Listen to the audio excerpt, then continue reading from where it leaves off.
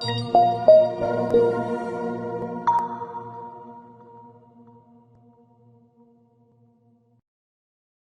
is a substantial risk of loss associated with trading forex, binary options, stocks, or equities, collectively, asset classes. Only risk capital should be used for trading.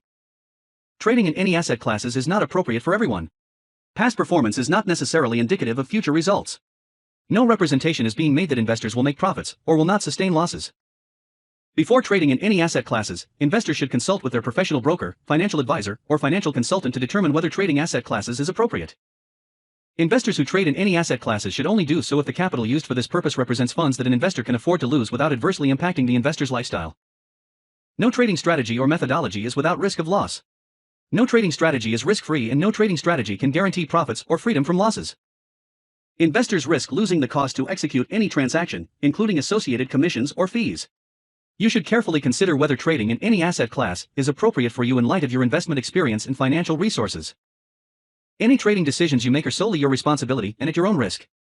None of the statements or materials in the Auvoria Prime chat rooms constitute a solicitation or recommendation to buy or sell. Today is the 9th of November. Welcome to my Twitter feed. No, just kidding. Welcome to our midweek software strategy session. It is my goal a little bit after 10 a.m. on Saturdays and Tuesdays, 10 a.m. Pacific time, to bring insight into what's going on and hopefully lots of salient advice.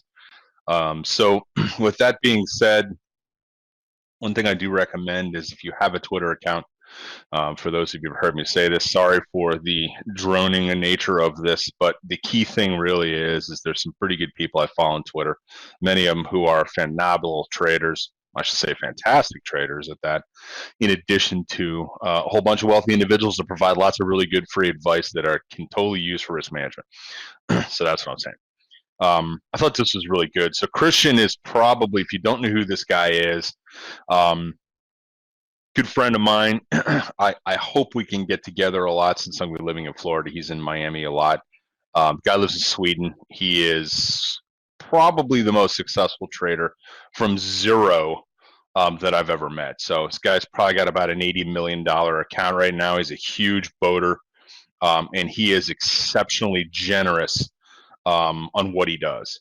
So his comments and a lot of the different stuff that he does for traders can really help you guys out. But I thought this was really cool. He posted, this was yesterday. I thought this was great. Your number one priority in trading should be to make another guru irrelevant, right?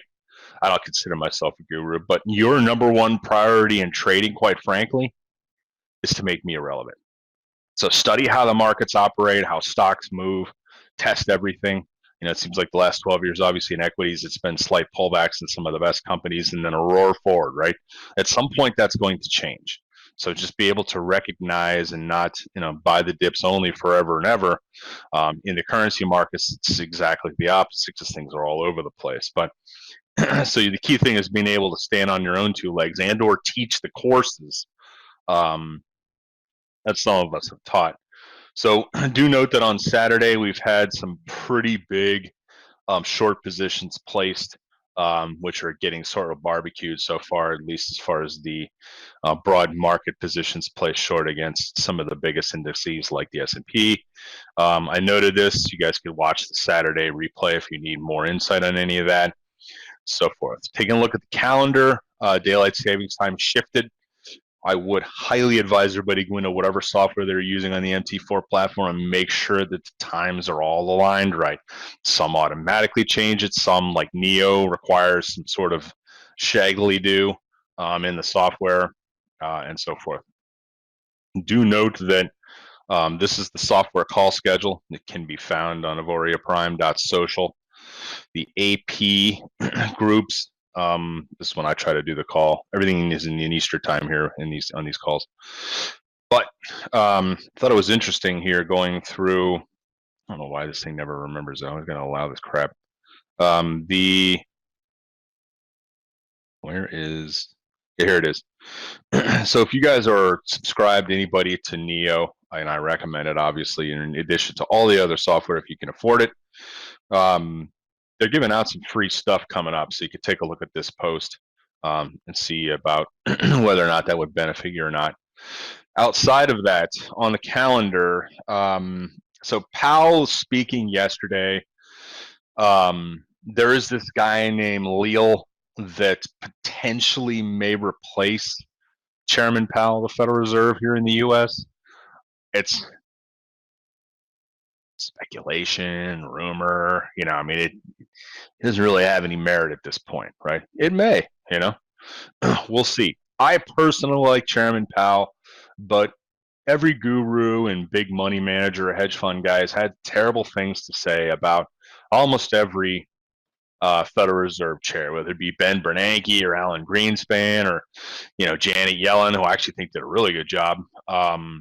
So forth. Many of these experts have navigated some pretty ridiculous waters over the last 2 decades. All four of five, one, two, three.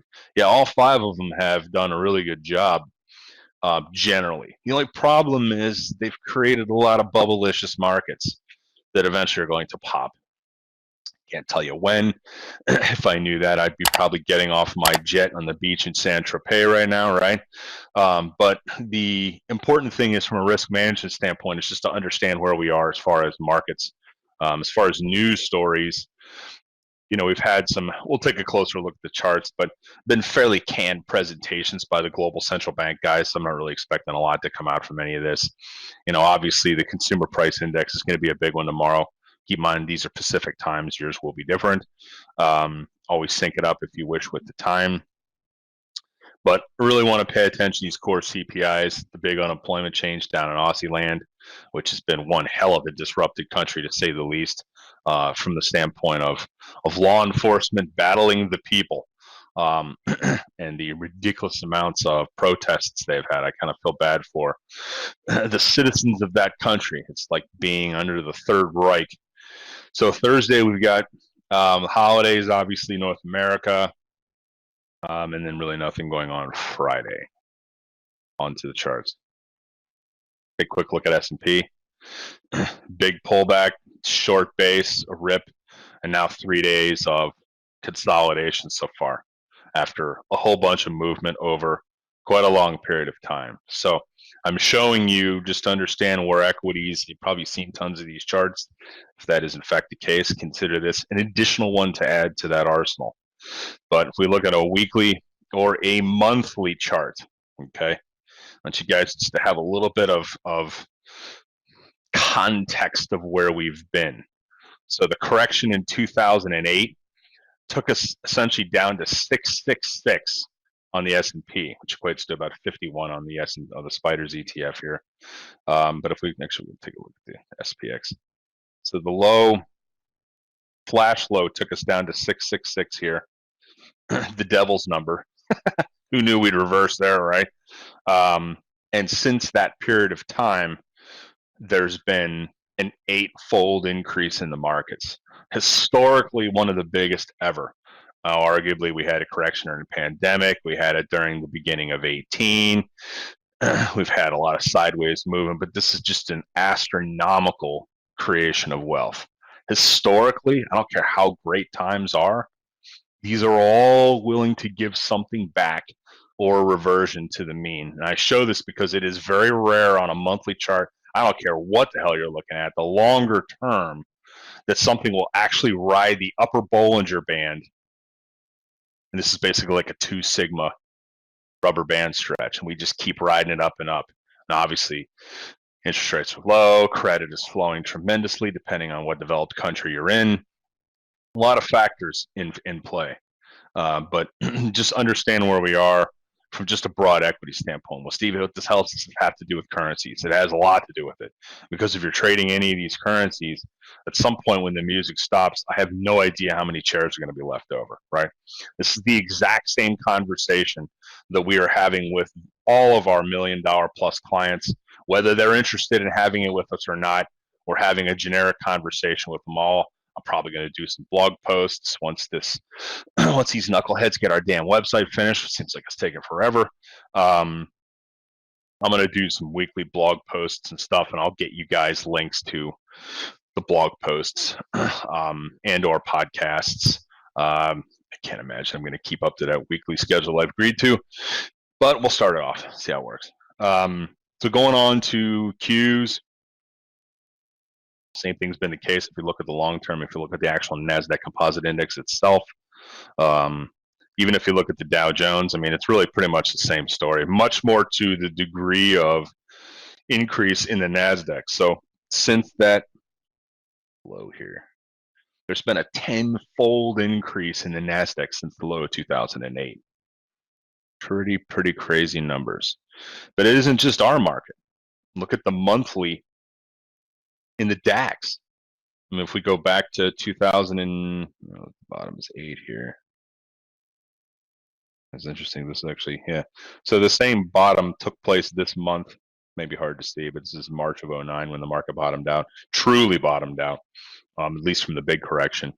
You know, keep in mind through this period of time, had you been a buyer, we come across a lot of clients retiring like, yeah, you know, I started a 401k in 2000 and, you know, then it was got up pretty good numbers, and in 08 I lost most of my money, and then it came back again, and so over this whole like window right here of the previous decade, you know, a lot of equity investors didn't make money, and then it's been absolutely off to the races from the standpoint of European equities, right? So, and many of these charts look the same over that period of time.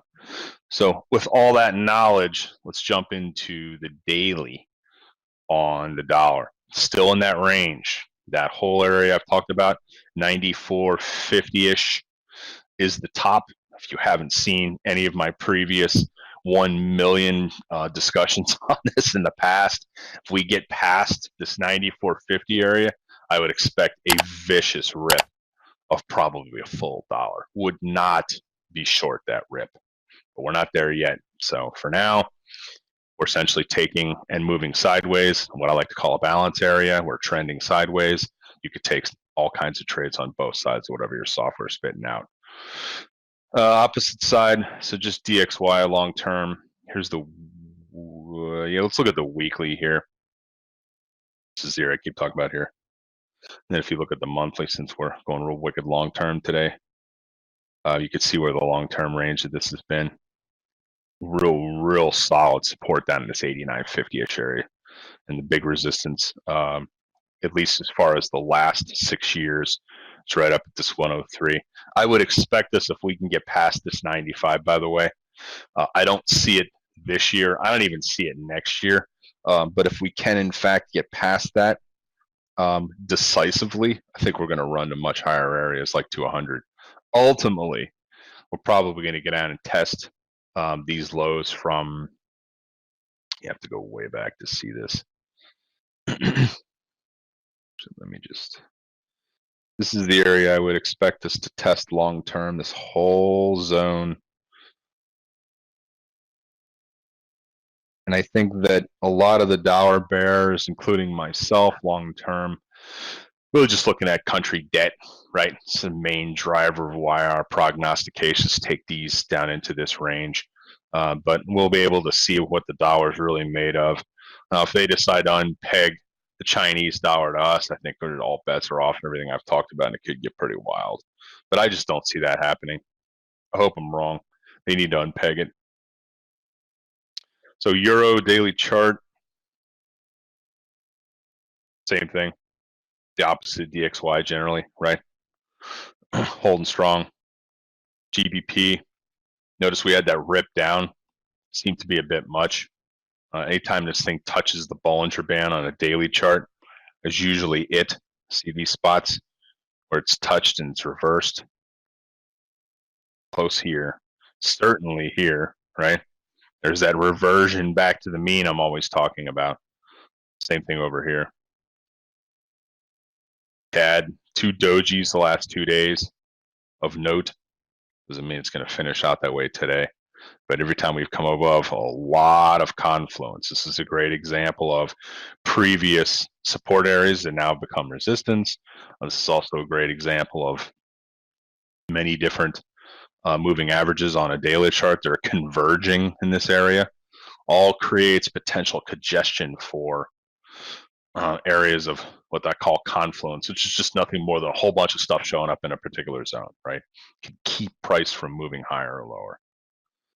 Just a quick note, USJPY, I don't really have much to say on some of these, so I'm just going to tear through them. You can see that nothing's really changed from that Saturday. CAD CHF, CAD JPY. Let's go through them all. Euro GBP, had some bigger moves, but we're still inside a much broader sideways trade. Euro GBP, Euro CAD. Notice the breakdown, and notice very little attempts until today to try and get back up towards, which is a massive amount of confluence going on up here. So I would expect this to continue to do really nothing. I don't really show this one much, but of note is the rip today back up to that area. It's almost acts, a lot of these areas will act as a magnet for price. So possibly the auction or the attraction back to a general level like this always has that potential when you have a bunch of indecision days after a couple of pretty big rips. So this was arguably a pretty big one. 2nd of November. I forget the hell was the reason for that. GBP CAD down in this lower zone. We're building a balance area. We're building a lower sideways trade. A couple of stabs down near these lows, which we haven't seen in a while. Got to go to the weekly chart on this. This is the big support area right here. The spot 674-ish, probably all the way down to century mark. Should be support. 6,700 area.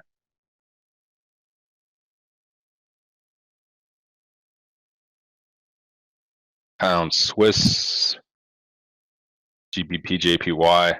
Notice we hit the Bollingers reversed. Again, that reversion to the mean. AUD CAD. Let's go back to daily on this one. Still see we're in a much broader balance zone. We've been trending sideways. AUD NZD, everybody's favorite hair cutter. Back down to support.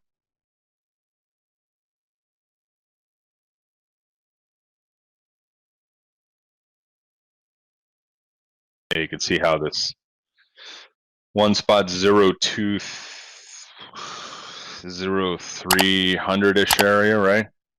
It's been big support long term. Gold. Let's move to daily. A lot of noise here in the daily, but I just want to show you guys we've been trending between. Looks like it wants to finally break. A lot of gold shorts. So it's possible this market can just continue to really trend sideways for a little while. Further something trends or builds a sideways base, generally, the bigger the pockets of stops that build up and above and below the zones that it's trading in. So if you have a balancing area, everybody calls this something different, but the point is you got sideways trade between a particular zone, you're bouncing back and forth. It's essentially just a tight auctioning from the highs to the lows. You can have a more sustained breakout, generally. There's silver, oil, ripping back up. That global unrest thing, supply chain disruptions pushing us back up. They seem to have permeated themselves into all kinds of shipping issues globally. Costs going up and disruptions of shipping. Did I look at this one? GBP NZD daily.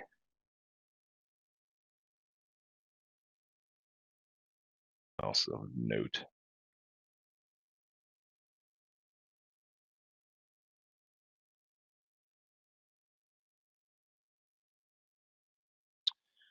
So, if you guys don't know what Roblox is, they're one of the largest gaming building platforms out there. Your kids, if you have any, spend lots of time here.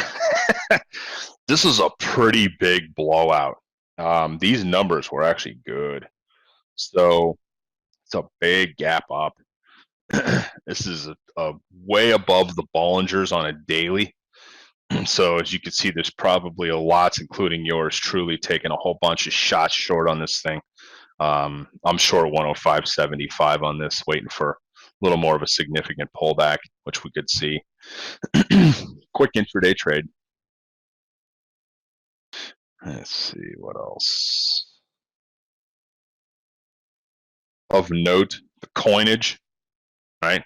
This is a sustained breakout, running up. What else is going on in coinage land? So all the longs and the shills are out there parading around like they're God's gift to money management and technical analysis. So, here we are. I guess the prognostications of 100,000 coin come true.